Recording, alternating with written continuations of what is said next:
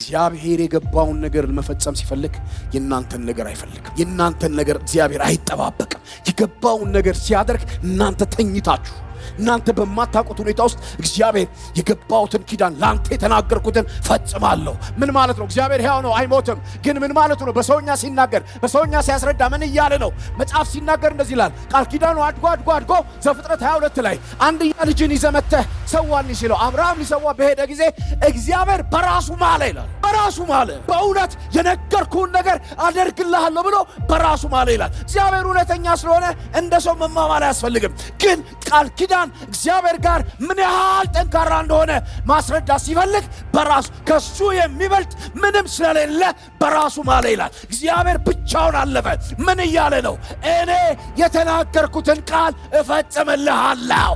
ቃል ኪዳን ፓወርፉል ነው ወገኖቼ። እንደዚህ ልበላችሁ፣ እግዚአብሔር የተናገራችሁ ነገር ላይ ለአብርሃም ይሰጠዋል የተባለው ምድር ላይ ሌላ ትውልድና ሌላ ሕዝብ እንኳን ቢኖር በራሱ መንገድ እግዚአብሔር ማዳስኬ ፕራዲያናማስ ይናገራችሁ እንጂ የተናገረውን ያደርገዋል። እግዚአብሔር ሆይ በምን አውቃለዋል? ወገኖቼ በምን አውቃለሁ የሚል ጥያቄ ይኖራችኋል። ከተከፈለው እንስሳ በላይ ከታረደው እንስሳ በላይ ደሙ ከፈሰሰው እንስሳ በላይ በቀራንዮ መስቀል ላይ በፈሰሰ የኢየሱስ ክርስቶስ ደም በክርስቶስ ኢየሱስ ደም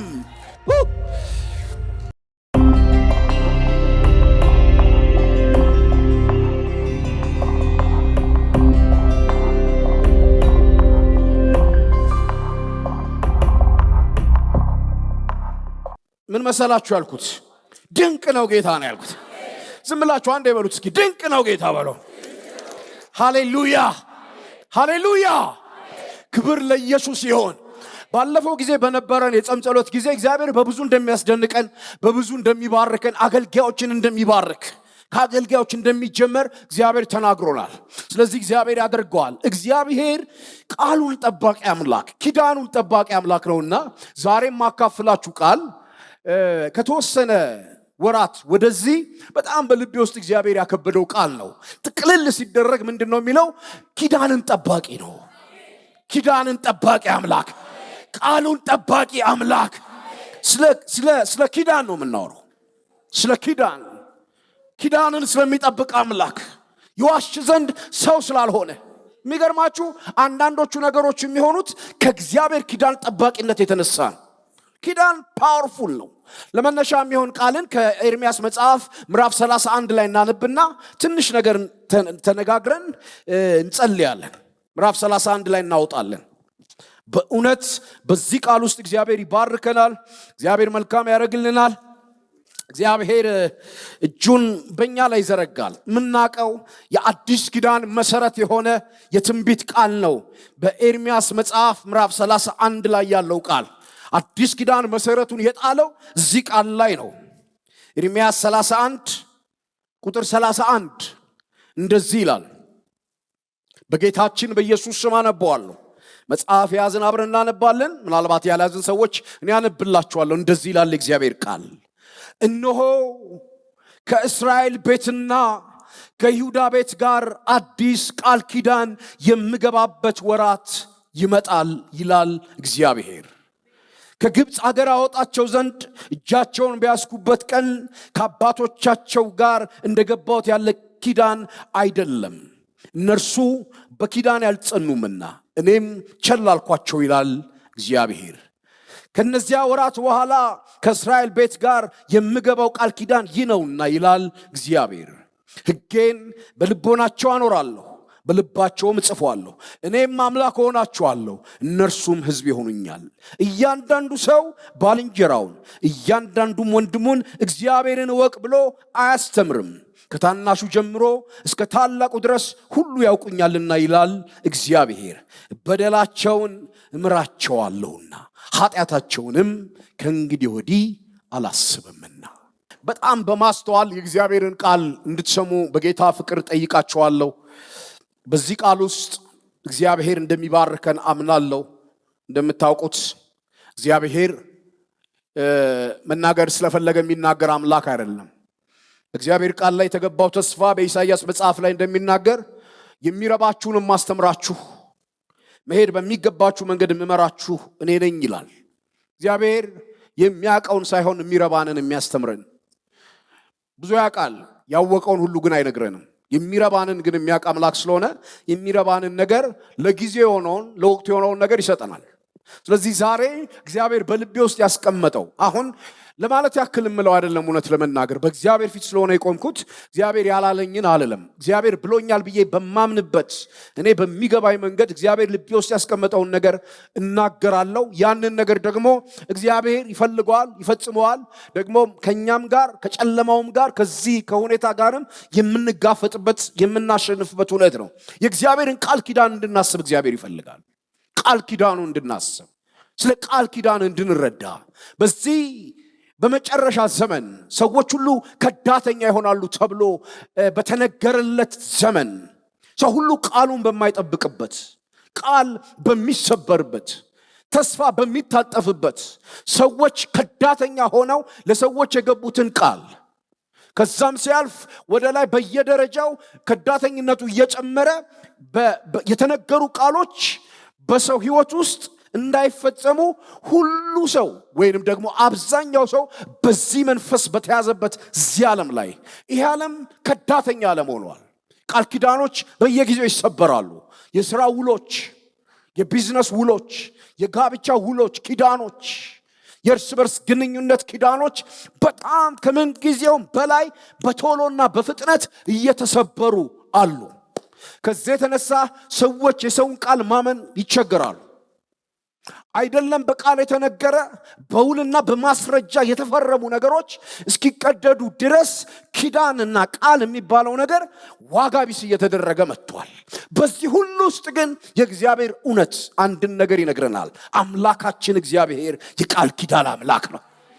ቃሉን የማያጥፍ የተናገረውን የሚያደርግ አንዴ ቃል ኪዳን ከገባ የገባውን ቃል ኪዳን በዘመን ሁሉ የሚፈጽም መጽሐፍ እሱን ያስተማረን። የእግዚአብሔር ቃል እሱን የነገረን። በእግዚአብሔር አፍ የተነገሩ ኪዳኖች ተፈጽመው ታይተዋል። ጊዜ ወስደዋል፣ ዘመን ቆጥረዋል እንጂ ተፈጽመዋል። ዛሬም ይህንን ቃል ኪዳን ስናስብና ስንነጋገር እግዚአብሔር በግል ደረጃ ያለን፣ በቤተ ክርስቲያንም ደረጃ ያለን፣ በቤተሰብ ደረጃ ያለን፣ አንዳንድ ጊዜ በመንፈስ ቅዱስ አማካኝነት የእግዚአብሔር ኪዳኖች ወደ ልባችን ይፈሳሉ። ይነግረናል እግዚአብሔር በዘራችን የሚያደርገውን፣ በልጆቻችን የሚያደርገውን፣ በቤተሰባችን የሚያደርገውን፣ በምድራችን የሚያደርገውን ነገር እግዚአብሔር በመንፈሱ አማካኝነት ይነግረናል።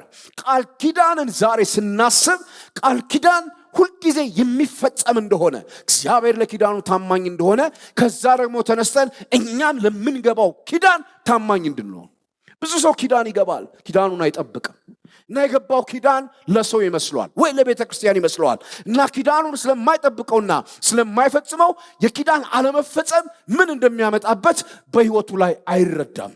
ስለ ኪዳን እንድንረዳ እንድናውቅ ምንም አታውቁም ሊላችሁ አይደለም። የእግዚአብሔርን ቃል ስለምታነቡ ታውቃላችሁ። ግን ሪማይንድ ለማድረግ መጽሐፍም እንደዛ ነው የሚነግረን። ምንም እንኳን ስለዚህ ነገር ብታውቁ ሁልጊዜ ላሳስባችሁ ይገባል ይላል ጴጥሮስ ሲነግረን።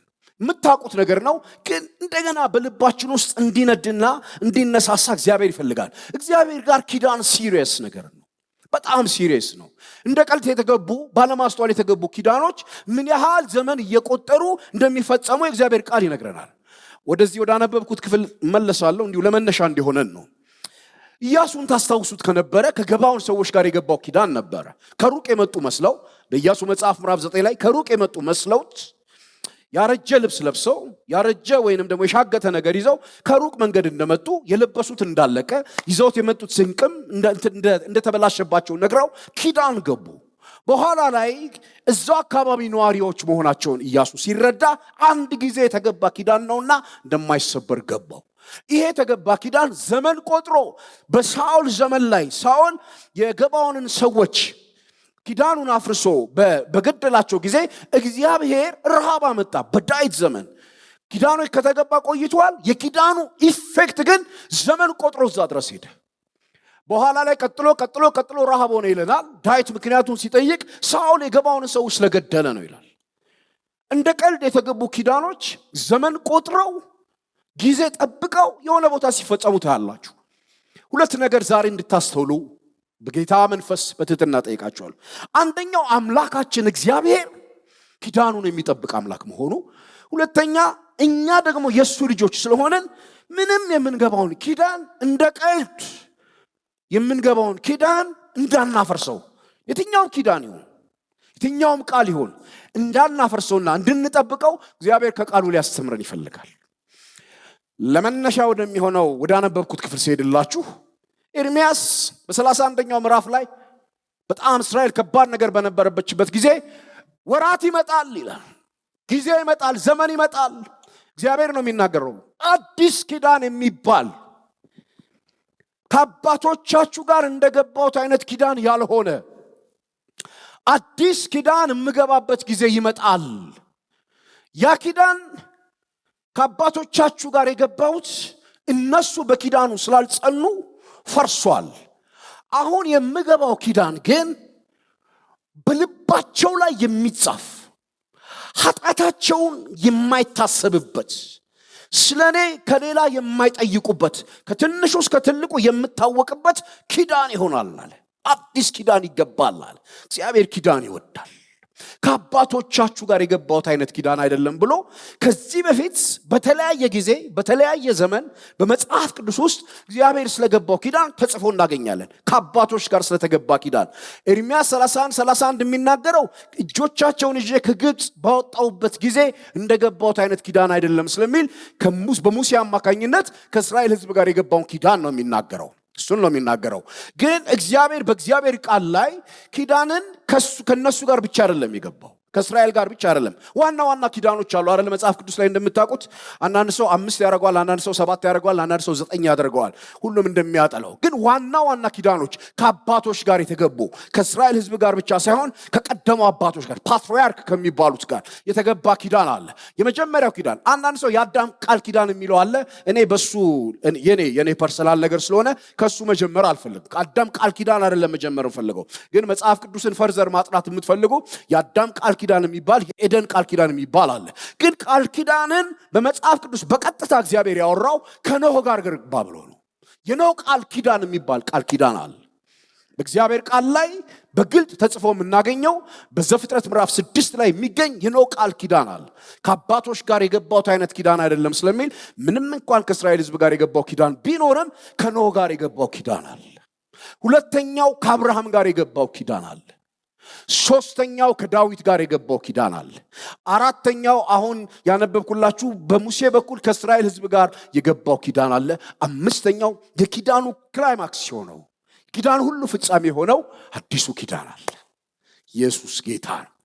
እግዚአብሔር የኪዳን አምላክ ነው። እግዚአብሔር ቃል ኪዳኑን ይጠብቃል። እስቲ ኪዳንን ጠባቂ በሉ አንዴ ጮክ በሉና ኪዳንን ጠባቂ በሉ እስኪ። ሃሌሉያ። አምላካችን እግዚአብሔር ኪዳኑን የሚጠብቅ አምላክ ነው። የተወሰኑትን ላንሳላችሁና ዛሬ ማተኮር እንፈልገው አንደኛው ላይ ነው። ኖህ ጋር መጣና ምድር ሁሉ በፊቱ ተበላሽታለች።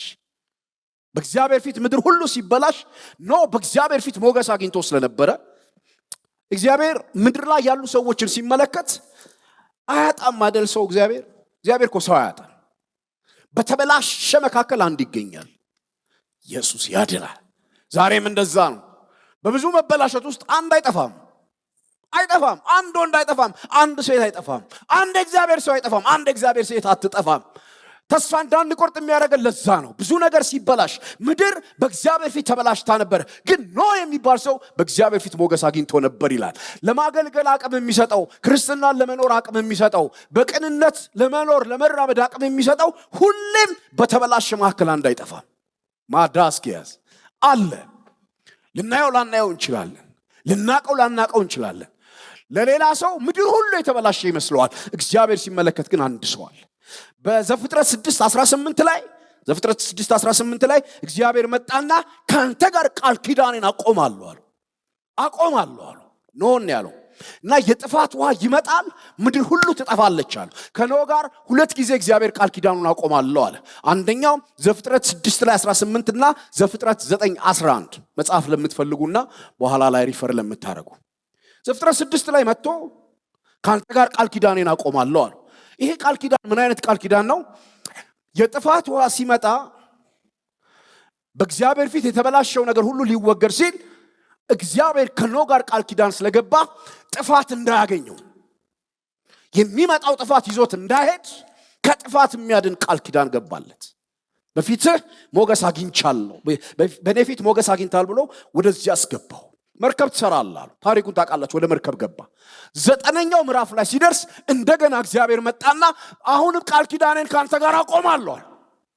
አንደኛው ቃል ኪዳን የመትረፍ ቃል ኪዳን ነው። ሁለተኛው ቃል ኪዳን የመቀጠል ቃል ኪዳን ነው። ትውልድ ሁሉ ከጠፋ በኋላ ኖህና ቤተሰቡ ሲቀሩ እግዚአብሔር መጣና ከኖህና ከቤተሰቡ ጋር ቃል ኪዳን ገባ።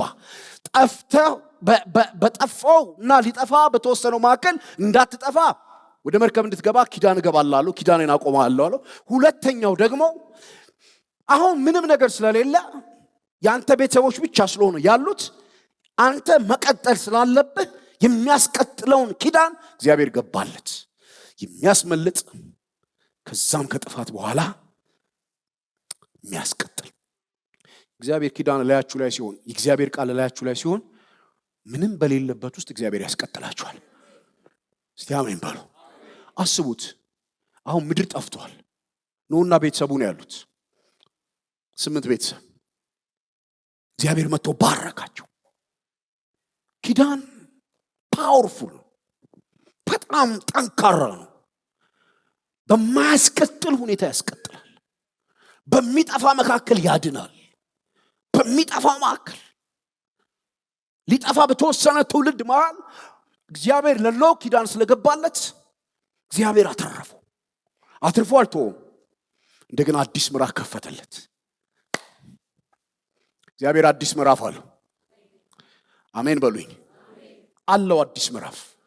የሆነ ነገር ሲዘጋ የሆነ ምዕራፍ እግዚአብሔር ይከፍታል። እግዚአብሔር ያስቀጥላል። ከኖህ ጋር ኪዳን ገባ። ዝርዝሩ ጋር ሄጄ እንዳላበዛባችሁ የአንድ ሰው ኪዳን ብቻ እናንሳ። ከኖህ ጋር ገብቷል። ከአብርሃም ጋር ገብቷል።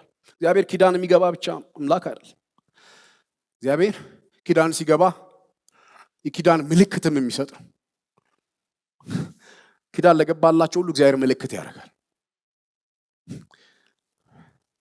ታስታውሳላችሁ አይደል? ከኖህ ጋር ኪዳን ገባ አይደል? የኪዳኑ ምልክት ምን ነበር?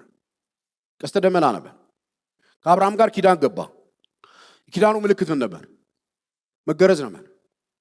ምን ነው የሚገረዘው? እቺን ማወቅ አለብን። አዲስ ኪዳን የሚያወራው የልብ ግርዘት ነው አይደል? አብርሃም ምን ሆነ የተገረዘው? ሸለፈቱ። ሸለፈት አይታይም? ይታያል። አንድ ሰው ኪዳን እንዳለበት በምንድን ነው የሚታወቀው? ተገርዣለሁ ብሎ ለሰው ሁሉ አያሳየውም።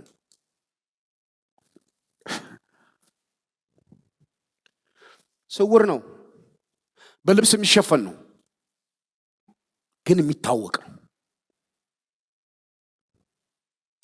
የኪዳን ምልክት ላያችን ላይ አለ ማለት የማሸፍኑት ልብስ የማይሸፍነው ምልክት። እግዚአብሔር ኖህ ጋር መጣና ምድርን በጥፋቷ እንዳልመታ ደመናውን ቀስቱን በደመና ላይ ያየዋለዋል እና ምልክት አደርገዋለዋል እና ሳየው እግዚአብሔር ሪማይንድ ያደርጋል። ረስቶ አይደለም ሪማይንድ የሚያደርገው፣ ሁልጊዜ ኪዳንን ሲገባ ኪዳኑን ተከትሎ እግዚአብሔር ምልክትን ያደርጋል። ከአብርሃም ጋር ሲገባ የግርዘት ምልክት ሰጠው። ከእስራኤል ሕዝብ ጋር ሲገባ የሰንበትን ምልክት ሰጠው። ሰንበት የኪዳን ምልክት ጭምር ነው። በዘጸአት 23:31 ላይ ዘጸአት 23 ስንት ላይ ነው ያለው? ይቅርታ ዘጸአት 31:13 ላይ ለእስራኤል ኪዳን ሲገባ የኪዳኑ ምልክት ሰንበቱ እንዲጠብቁ አደረጋቸው። ረፍ ብሎ ኪዳን እንዳለው ሕዝብ እንዲኖር። አዲስ ኪዳን ላይ ሲመጣ የኪዳኑ ምልክት የምንካፈለው ጌታ እራት ሆነ። የኪዳኑ ምልክት የጥምቀት ስርዓቱ ሆነ።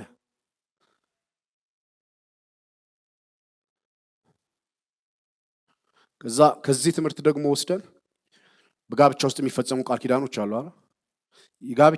የጋብቻ የቃል ኪዳን ምልክቱ ምንድን ነው? ቀለበት ነው። አንዳንድ ሰው ቀለበት በልቤ ነው ይላል። ቀለበት በእጅ ነው። በኋላ ላይ መለሳለሁ። አግብታችሁ ቀለበት የሌላችሁ ሰዎች አርጉ። ቀለበት ያስፈልጋል። በልቤ ካሰርኩለት ይበቃል ይላል። እና ቀለበት እኔ ደስ ይለኛል። አሁን ከጋብቻ አንፃር ቀለበት ክብ ነው በነገራችን ላይ አይደል? የክብ ማቆሚያው የት ነው? የለውም፣ አይቆምም ነው። አንዳንድ ሰው ሰበበኛ ነው። ጠቦኝ ነው ያወለኩት ይላል። እቺንማ መስማት አለባችሁ። ጠቧችሁ ያወለቃችሁ፣ ጠፍቶባችሁ ያልገዛችሁ፣ ቃል ኪዳን ከገባችሁ እግዚአብሔር ምልክት የሚያደርገው ለሱ ብቻ አይደለም፣ ለሚያይ ሁሉ ጭምር ነው። ቀለበታችሁን አድርጉ። ሰበር ነው። ወደ አብርሃም ኪዳን እንመለስ። ከዛ እሷ ላይ አንድ ጸሎት ጸልየን እንጨርሳለን። እግዚአብሔር ኪዳንን ጠባቂ ነው። አንዴ ብትሉት ደስ ይለኛል። እግዚአብሔር ኪዳንን ጠባቂ ነው ባሉ። ሃሌሉያ። መጽሐፍ እንደዚህ ይላል በዘፍጥረት ላይ 15ኛው ምዕራፍ ላይ እግዚአብሔር ከአብርሃም ጋር ስለገባው ኪዳን ይነግረናል። ዘፍጥረት 15 14ኛው ምዕራፍ ላይ ከጦርነት የመጣበት ነው። ፈርቶ ስለነበረ በራእይ ተናገረው፣ አትፍራ እኔ ላንተ ጋሻ ነኝ አለው። እግዚአብሔር ሆይ ምንም የለኝም፣ ያለ ዘር ነው የምሄደው፣ ይሄም የቤቴ ሰው ኤሌዘር ሊወርሰኝ ነው አለው። እግዚአብሔር አይወርስህም አለው። ከጉልበትም የሚወጣው ነው የሚወርስህ፣ አይወርስህም አለው። እና እግዚአብሔር ወደ ሜዳ አወጣውና እነዚህን ኮከቦች መቁጠር ትችላለህ ወይ? ቁጠረው፣ ዘር እንዲህ ነው ማበዛው አለው። አሸዋውን አሳየውና ዘርህ እንደዚህ ይበዛል አለው። አብርሃም በእግዚአብሔር አመነ፣ እምነቱ ጽድቅ ሆኖ ተቆጠረለት ይላል። አንዴ ቺን ክፍል ብቻ በጋራ እናንብብ። ዘፍጥረት 15 ላይ ተመለሱና ሌላ ጥቅስ አናነሳም። ቺን ብቻ እናንብባት። ዘፍጥረት 15 ቁጥር 5 ወደ ሜዳ አወጣውና ወደ ሰማይ ተመልከት፣ ከዋክብትንም ልትቆጥራቸው ትችል እንደሆነ ቁጠር አለው። ዘርህም እንደዚህ ይሆናል አለው። አብርሃምም በእግዚአብሔር አመነ፣ ጽድቅም ሆኖ ተቆጠረለት። አብርሃም እግዚአብሔርን አመነው። ምን ሲለው አመነው? ዘርህ ይበዛል ሲለው። ያልወለደ አብርሃም፣ አንድም ልጅ የሌለው አብርሃም፣ እወረሳለሁ ብሎ እየፈራ ያለ አብርሃም ዘርህ እንደ ሰማይ ኮከብና እንደ ምድር አሸዋ ይሆናል ሲል እግዚአብሔርን አመነው። ልክ ካመነው በኋላ እንደዚህ የሚል ቃል ታገኛላችሁ። ቁጥር 8 ላይ አብርሃም በእግዚአብሔር አመነ፣ ጽድቅ ሆኖ ተቆጠረለት ይልና 7ኛ ቁጥር ላይ እንደዚህ ያለው እግዚአብሔር ይህችን ምድር ትወርሳት ዘንድ እንድሰጥህ ከከላዳውያን ኡር ያወጣው እግዚአብሔር እኔ ነኝ አለው። ዋው! አብርሃም በእግዚአብሔር አመነው እግዚአብሔርን። ያ እምነቱ ጽድቅ ሆኖ ተቆጠረለት። ትበዛለህ የሚለውን ነገር ምንም ነገር በሌለበት ውስጥ እግዚአብሔር አመነው። ከዛ እግዚአብሔር ማመኑን ሲያቅ አንድ ቃል ተመልሶ ተናገረ። እችን ምድር ለዘር እሰጥ ዘንድ ከከላዳውያን ኡር ያወጣው እኔ እግዚአብሔር ነኝ አለው። እኔ ነኝ ያወጣው ከከላዳውያን ኡር ምድር አለው። ከዛ የአብርሃምን መልሶ ምላሽ ተመልከቱት።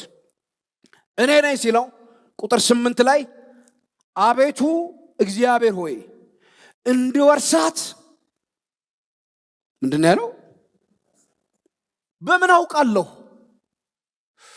እቺ ከሰማችሁኝ ይበቃኛል። ዋናው መልእክት ይሄኛው ነው። አብርሃምና በቃ አትወረስም፣ ዘርህ እንደዚህ ነው የሚበዛው አለው። እሺ እግዚአብሔር አለ፣ አምናለሁ አለው። ያንን እምነት እግዚአብሔር ጽድቅ አድርጎ ቆጠረው። ከዛ እግዚአብሔር መልሶ ተናገረ። ከከላዳውያን ኡር እችን ምድር ለዘር እሰጥ ዘንድ ያወጣሁ እኔ እግዚአብሔር ነኝ አለው። አሁን ግራ ገባው። ትበዛለህ ሲለው አሜን አለ። ዘር ይበዛል ሲለው እሺ አለ። ከከላዳውያን ኡር ይህንን ምድር እኮ ልሰጥ ያወጣሁ እኔ ነኝ ሲለው ስለ ምድር ሲያወራው ምድሩ ጃይንት የሆነ ሰው ተቀምጦበታል። በሰው የተያዘ ነው። ባላገሮች አሉ፣ የአገሩ ባለቤቶች አሉ። የአገሩ ባለቤቶች ተቀምጠውበታል። በደም ስሙኝ በጌታ የሌለን ነገር ማመን ሳይቸግረው እሺ አሜን አለ። ጽድቅ ሆኖ ቆጠረለት። ኮከብ ይታያል፣ አሸዋ ይታያል፣ እንደዚህ ነው የሚሆነው አለ። ከዛ ወደ ምድር አሳየውና ዞር ሲል ጎረቤቶቹ የአካባቢ ሰዎች እግዚአብሔር የጠቀሰው ምድር ላይ በሙሉ ያሉ ሰዎች አሉ። ከዛ ከአገርህ ያወጣው ይሄንን ምድር ልሰጥ ያወጣው ነው እግዚአብሔር ነኝ አለ። እግዚአብሔር ወይ በምን አውቃለሁ? በምንድነው የማውቀው? እውነቱን ነው። በምንድነው የሚታወቀው? እግዚአብሔር ሰጣለው ያለውን ነገር እንደሚሰጥ በምንድነው የሚታወቀው? በእምነት ነው እንዳልል እምነትን ማመነ እምነትን ማሻለ ዘሪ ይበዛል ሲባልማ አሜን አለ። አሁን ምድሩን ሰጣለሁ ምድር ሰጣለሁ ሲለው ይሄኛው የመጀመሪያ ቃሉ አይደለም። ገና ዘፍጥረት 12 ላይ ከሀገር ከዘመድ ከቤተሰብ ተለይተህ እኔ ወደማሳይ ምድር ውጣ ሲለው ወጣ። 12:7 ላይ እቺን ምድር ላንተና ለዘር ሰጣለሁ አለው። ላንተና ለዘር ሰጣለሁ ሲለው 12:7 ላይ አብርሃምም ለተገለጠለት ለእግዚአብሔር መሰዊያ ሰራ ይለናል። አሜን አላለም? ሽማ አላለም፣ ግን መሰዊያ ሰራ ይላል። 15ኛው ምዕራፍ ላይ መጣና ከቀላውዳውያን ኡር ያወጣሁ እኔ ነኝ እቺን ምድር እንድሰጥ ሲለው እግዚአብሔር ሆይ እንድወርሳት በምን አውቃለሁ? እግዚአብሔር የተናገራችሁን እንደሚያደርገው በምንድን ነው የምታውቁት? እግዚአብሔር የእምነት ነገር እንዳልሆነ ገባው። እንደዚህ ያርጋሉ። አንዴ እናንብብ ቁጥር 9 እንድወርሳት በምን አውቃለሁ ሲለው እርሱም የ3 ዓመት ጊደር፣ የ3 ዓመት ፍየል፣ የ3 ዓመት በግ፣ ዋኖስ፣ እርግብ ያዝልኛል። እነዚህን ሁሉ ወሰደለት፣ በየሁለት ከፈላቸው። የተከፈሉትንም በየወገኑ ትይዩ አደረጋቸው። ወፎቹን ግን አልከፈለም። አሞሮቹን በስጋው ላይ ወረዱ፣ አብርሃምም አባረራቸው። ፀሐይ በገባሽ ጊዜ በአብርሃም ከባድ እንቅልፍ መጣበት፣ እነሆም ድንጋጤና ታላቅ ጨለማ ወደቀበት። አብርሃምንም አለው ዘርህ ለእርሱ ባልሆነች ምድር ስደተኞች እንዲሆኑ በእርግጥ እወቅ። ባሪያዎች አድርገው 400 ዓመት ያስጨንቋቸዋል። ደግሞም በባርነት በሚገዟቸው ሕዝብ ላይ እኔ እፈርድባቸዋለሁ። ከዚያም በኋላ በብዙ ከብት ይወጣሉ። አንተ ግን ወደ አባቶች በሰላም ትሄዳለህ፣ በመልካም ሽምግልና ትቀበራለህ። በአራተኛው ትውልድ ግን ወደዚህ ይመለሳሉ፣ የአሞራውያን ኃጢአት ገና አልተፈጸመና ይላል። ቁጥር 17 ፀሐይም በገባሽ ጊዜ እችን በደንብ ስሙ፣ ታላቅ ጨለማ ሆነ፣ የምድጃ ጢስና የእሳት ነበልባል በዚያ በተከፈለው መካከል አለፈ። በዚያ ቀን እግዚአብሔር በዛ በተከፈለው ላይ ባለፈ ቀን እግዚአብሔር ለአብርሃም እንዲህ ብሎ ቃል ኪዳን አደረገ። ከግብፅ ወንዝ ጀምሮ እስከ ትልቁ ወንዝ እስከ ኤፍራጣስ ወንዝ ድረስ ይህችን ምድር ለዘር ሰጥቻለሁ። ኢየሱስ ያድናል። በምንድን ነው ማቀው? አሁን ቃል ኪዳን ነው የምንገባው። አሁን በቃል ኪዳን ነው ማሳወቅ። አብርሃም ቃል ኪዳን ያውቃል። እግዚአብሔር ሁሌ የሚናገረን በምናቀው መንገድ፣ በማናቀው መንገድ አይናገረን። የቃል ኪዳን ስነ ስርዓት፣ የቃል ኪዳን ነገር በሰውና በሰው በነገስታትና በነገስታት በጥንቱ ዓለም እንደሚገባ ይታወቃል። እግዚአብሔር የ3 ዓመት ጊደር፣ የ3 ዓመት ፍየልና የ3 ዓመት በግ ዋኖሶችን ይዘና ሲለው ለምን እንደፈለገ ገብቶታል።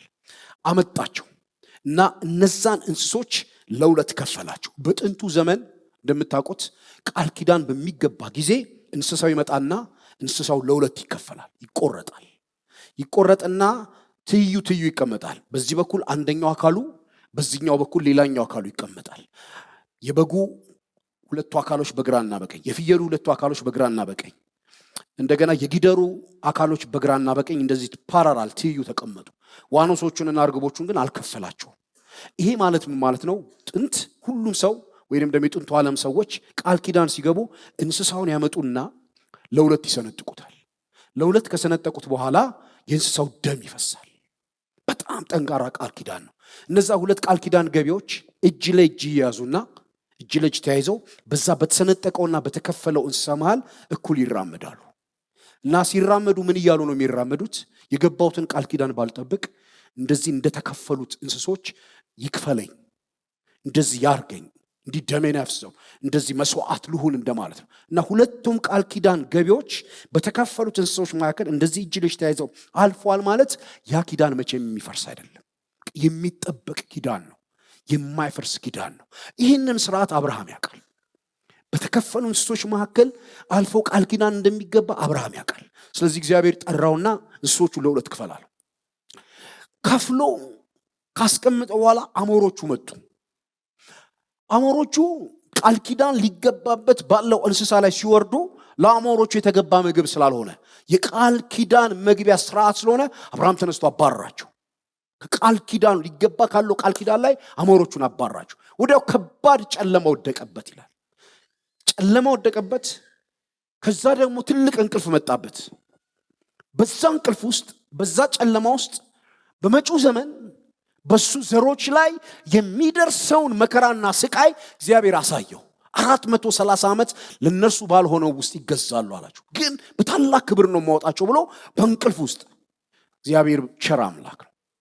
አንዳንዱን እስራኤል በግብጽ ምድር የሚያጋጥመው መከራ ነው እግዚአብሔር ለአብርሃም እያሳየ ያለው። ግን ለኛ ለትምህርታችን ምንድነው? አንዳንዶቹ መከራዎች አንዳንዶቹን ችግሮች እግዚአብሔር ተኝተን ነው የሚያሳልፋቸው።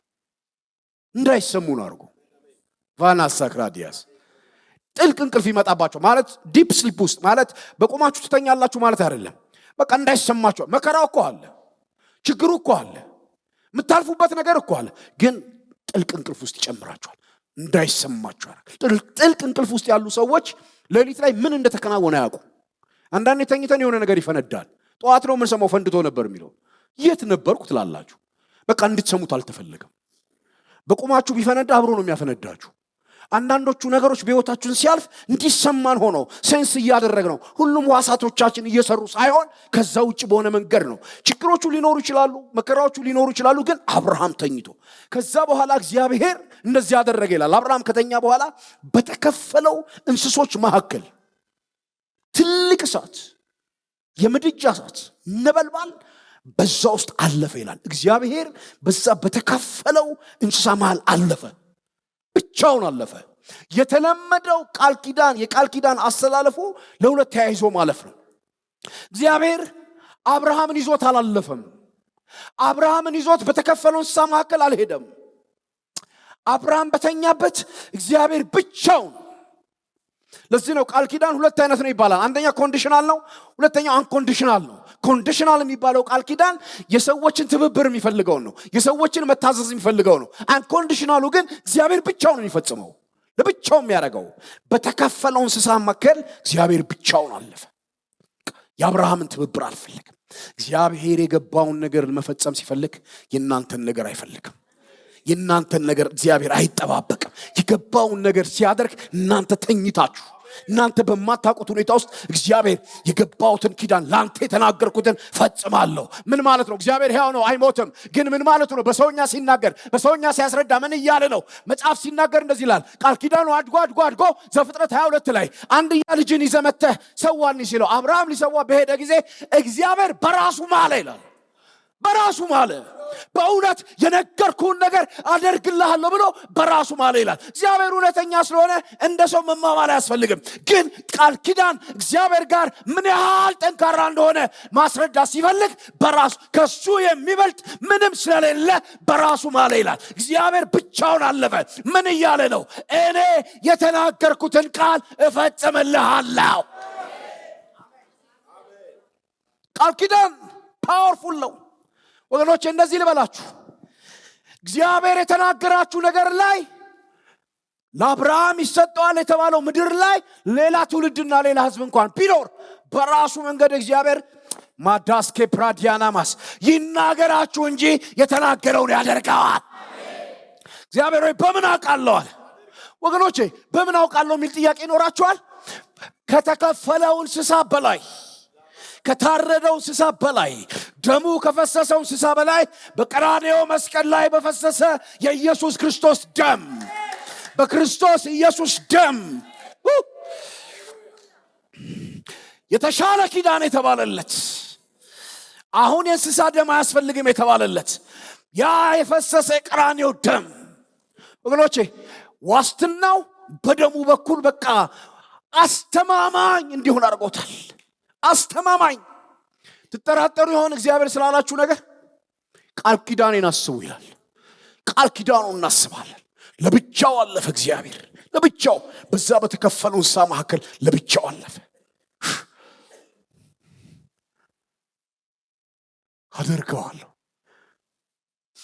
አደርገዋለሁ ጊዜ ቢፈጅም አደርገዋለሁ። ሰው ቢቀመጥበትም ለዘር ሰጥቻለሁ። በቃ ሰጥቻለሁ ካለ ሰጥቻለሁ። ለዚህ ነው አይደለም በመንፈስ ያሉ እስራኤላውያን በስጋ ያሉ እስራኤላውያኖች ራሳቸው በቃ ትችሏቸው ይኛ ነው ይላሉ። አሁን አካባቢ ያለው ምድር እግዚአብሔር ለአባቶቻችን ተናግሯል አብርሃም ብሏልና የኛ ነው ይላሉ። እና የሆኑ ደግሞ አይ የእናንተ አይደለም የኛ ነው ይሏቸዋል። አረ እግዚአብሔር ለአብርሃም ብሏል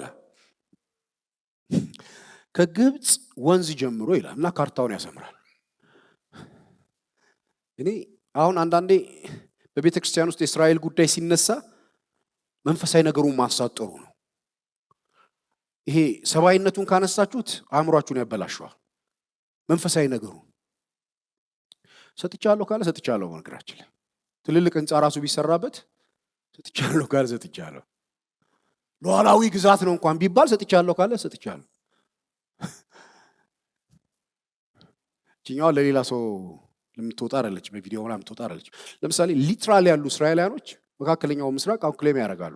በቀደም ለታ ኔታንያሁ ታላቁ እስራኤል ምናምን ብሎ ካርታ እየሰራ ነበር እና የሚሰራው ሳውዲ አረቢያንም ጨምሮ ነው፣ ጓታርንም ጨምሮ ጠቅላላ እዛ አካባቢ ያለው ዮርዳኖስ ምናምን ጨምሮ ታላቁ እስራኤል ይላል። ጌታ መጣው ሲባል ከግብጽ ወንዝ ጀምሮ ብሎ ካላለ ነው። ሰምተኛል። ምን አገባን እኛ ስለ እስራኤል? እሺ ስለኛ ካለ ያደርገዋል። እስቲ ካለ ይበሉ እስቲ ያደርገዋል። የቃል ኪዳን አምላክ ነው እግዚአብሔር። አሁን ያንተን ስጋ መሰንጠቅ አያስፈልገውም። በመስቀል ላይ ተሰንጥቋል። ያንተ ደም መፍሰስ አያስፈልገውም። በኢየሱስ ክርስቶስ ደም አማካኝነት አንድም የዘላለም ሕይወት ሆኖልናል፣ ሁለትም ምድር ላይ በተስፋው ቃልና በትንቢቱ መንፈስ የተነገረንን ነገር ሁሉ እግዚአብሔር ሊያደርገው ቃሉን ለመጠበቅ የታመነ ኪዳን ጠባቂ አምላክ ነው። አንድ በጣም የተወደደ መዝሙር አለ፣ እንግሊዘኛ መዝሙር ነው፣ ፕሮሚስ ኪፐር የሚል ቃል ኪዳንህን ጠባቂ ነህ የሚል። እግዚአብሔር ሆይ የዚህ የ26ኛ ዓመታችንን በዓል ስናስብ መሪ ሐሳቡን ምን እናድርገው ብዬ በጣም ውስጥ ያስብ ነበርና ኪዳንን ጠባቂ በለው የሚል ነገር መጣ እና እሱን ነው በቃ ኪዳንን ፕሮሚስ ኪፐር ኪዳንን ጠባቂ። አንዴ ወገኖች እስቲ ጉባኤ በል እስኪ ኪዳንን ጠባቂ በል እስኪ። ቢገባችሁ እኔ ከተናገርኩት በላይ ቢገባችሁ ደስ ይለኛል። በህይወት የሚያኖረን የእግዚአብሔር ኪዳን ነው። የእግዚአብሔር ኪዳን እግዚአብሔር የገባው ኪዳን። ድሮ አንድ መዝሙር ነበረ ናይሮቢ ውስጥ የነበሩ ቅዱሳን፣ የቤተክርስቲያኑ ስም አሁን ትዝ አይለኝም፣ ግን መዝሙሩ በጣም አስታውሰዋለሁ። ኪዳንን ጠባቂ ነው የሚል መዝሙር፣ እንዳንተ ያለ የለምና በቃሉ የጸና ኪዳንህን ጠባቂ ነው የሚል መዝሙር ትዝ ይላችኋል። እንዳንተ ያለ የለምና በቃሉ የጸና ኪዳንህ ጠባቂነ እንደ ቃል ትሆናለ። ለስም ይሁን ምስጋና እንዳንተ ያለ። አንዴ ቀኝ እጃችሁን አንሱ እስኪ። እንዳንተ ያለ የለምና በቃሉ የጸና ኪዳንህ ጠባቂነ እንደ አፍ ትሆናለ። ለስም ይሁን ምስጋና እንዳንተ ያለ። አንዴ መጨረሻ እስኪ በለው። እንዳንተ ያለ የለም በቃሉ የጸና ኪዳንህን ጠባቂ ነህ። አምላካችን የቃል ኪዳን አምላክ ነው። እግዚአብሔር ኪዳኑን የሚጠብቅ አምላክ ነው። ወገኖቼ ኪዳን ሲገባ ሁል ጊዜ በመስዋዕትና በደም ይገባል። በደም የተገባ ኪዳን የማይፈርስ ነው። የእንስሳው ደም ሲፈስ ሰማይ ወይ ደግሞ መንፈሳዊ ዓለም በጣም ደም ይወዳል። አይሮን ነው። እግዚአብሔርም መስዋዕት ያደርጋል ደምን። አጋንንትም መስዋዕት ያደርጋል ደምን። እግዚአብሔር እስራኤልን ሕዝብ ከግብጽ ምድር ካወጣቸው በኋላ እዛ ምድር ከሚገቡ ጋር ከአማልክቶቻቸው ጋር ቃል ኪዳን እንዳታደርጋል ተጠንቀቅ፣ ቃል ኪዳን እንዳታደርጋል። አንዳንድ ጊዜ ስንኖር በማናቀው መንገድ ልጆች ሆነን ራሳችንን በማናቅበት ወይንም ደግሞ ራሳችንን አውቀን በቃል ኪዳን ለጨለማ ዓለም ታልፎ ሰው ይሰጣል። ቃል ኪዳን ይገባል። ጌታን ካገኙና ወደ ክርስቶስ ራሱ ከመጡ በኋላ ያ ነገር በጣም ያታግላቸዋል። በደም የተገባ ኪዳን ስለሆነ ደም ቀላል እንዳይመስላችሁ። ደም ፈሰሰ ማለት የሰው ህይወቱ በደም ውስጥ ነው ያለው ይላል። እግዚአብሔር ያለ ደም ስርየት ማምጣት ይችል ነበር። ደምን ሰይጣን ደምን የወሰደው ከእግዚአብሔር ዓለም ነው። እግዚአብሔር ከራይ ጀምሮ ከዘፍጥረት እስከ ራይ ባለው ውስጥ ደም ሲፈስ ታያላችሁ። ዘፍጥረት 3 ላይ አዳም ቁርበት ሲለብስ ደም ፈሶ ነው ቁርበት የለበሰው። በራይ የታረደው በግ ብሎ የታረደው በግ ታያላችሁ። ብዙ ጊዜ ደም ይፈሳል። አጋንንትም የጨለማም ዓለም በሚፈሰው ደም ውስጥ ለዛ ነው በሚፈሰው ደም ውስጥ ደም ሲፈስ ሁሉ ጊዜ ኪዳን ይታደሳል። ሰምታችሁ ከሆነ አንዳንድ ጊዜ የጨለማ ዓለም በጥንቆላ ውስጥ ያሉት በመተት ውስጥ ያሉት ሰዎች በነሱ ህይወት የሚሰራው የጥንቆላ የመተት የአስማት ኃይል አቅሙ እየጨመረ ፓወሩ እየጨመረ እንዲመጣ ሲፈልጉ ይህንን ኃይል ይሰጠናል ብለው የሚያስቡበት ቦታ ይሄዱና ደም አፍስሰው ኪዳኑን እንደገና ሪስቶር ያደርጉታል። እና ድሮ ይሰራባቸው ከነበረው አመጽ ክፋትና መጥፎ መንፈስ የበለጠ ደግሞ ተገልጦባቸው ሲሰራ ታያላችሁ። አንድ ጸሎት ለመጸለይ ውስጥ ያለ በመናቆም ይሁን በማናቆም መንገድ በቤተሰቦቻችን ሊሆን ይችላል፣ በዘሮቻችን ውስጥ ሊሆን ይችላል። እኛ በማንረዳው ሁኔታ ደም አፍስሰው ኪዳን ገብተው የኛን ህይወት ለማጎሳቆል የኛን ህይወት ተጽዕኖ ውስጥ ለመጨመር ያለ የጨለማ ኪዳን በአዲሱ ኪዳን በኢየሱስ ክርስቶስ ደም ኪዳን ይፈርሳል። የክርስቶስ ደም ስለኛ የተገባ ይሄ ኪዳን ደም የፈሰሰ ይሄ ስለናንተ የሚፈሰው ደም ነው የተባለው የትኛውንም አይነት የጨለማ የኪዳን ደም ማፍረስ ጉልበትም አቅምም አለው። እግዚአብሔር ለኛ የገባውን ኪዳን ይፈጽማል። ኪዳንን ጠባቂ ነው። አንዴ ቀኝ እጃችሁን አንሱ፣ አምላኬ በሉ። ኪዳንን ጠባቂ ነው። እግዚአብሔር የተናገረውን ያደርጋል። እግዚአብሔር ያለውን ይፈጽማል። እንጸልያለን። ባለንበት 2 ደቂቃ ነው የምወስደው። ባለንበት እንጸልያለን።